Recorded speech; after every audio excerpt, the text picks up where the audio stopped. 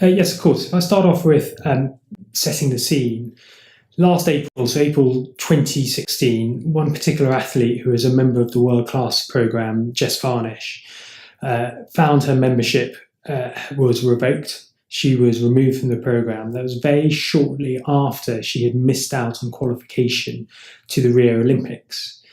In response to that, she raised complaints of unequal and unfair treatment, including allegations of discrimination against the then technical director, Shane Sutton.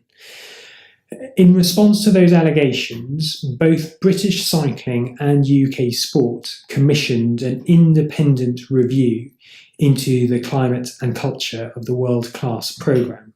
So that's, if you like, where it originated from. Moving on to the next part of your question, which is how the panel was formed.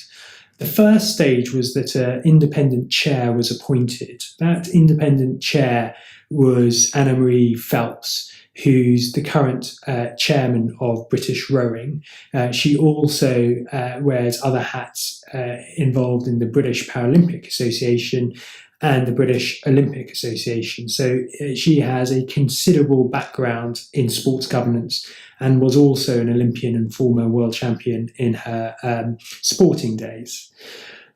She was appointed by a commissioning board. That commissioning board was Liz Nichol, the chief executive of UK Sport, and Marion Lauder, who's an independent director of British Cycling.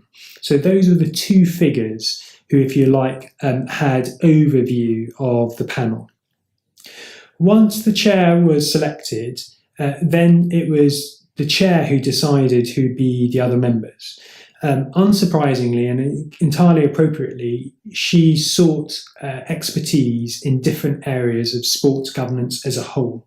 So Stuart Lancaster, needs no introduction, came from a high-performance coaching background, obviously former head coach of England Rugby, has been involved in rugby for many years now at Leinster.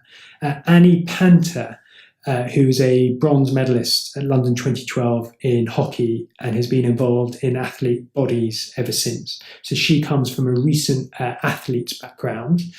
Then there was myself, who brought his legal expertise in employment, contract, sports regulation to the panel. And then lastly, we had Jude Kelly, who, if you like, was an independent. She had no specific sporting background, but was involved in the cultural delivery of London 2012. She comes from a more theatrical and artistic background. So that was the panel. So that's how we were formed. And then lastly, in terms of remit, we were charged with looking at the culture and climate within the World Class programme.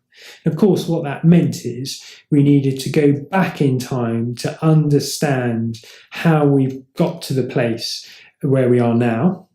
And what we decided to do is to look back principally over the last Olympiad, but of course that meant we were given information about what happened previous to that. So we went back, really almost back to the formation of UK Sport, National Lottery funding, and therefore the World Class programmes in 1997. But principally, we looked at the last Olympiad from London 2012 to date. It was an entirely independent panel. It was entirely down to us how we investigated the matter. And ultimately, it was entirely down to us in terms of the scope of the areas that we looked at. So we were given a very wide discretion.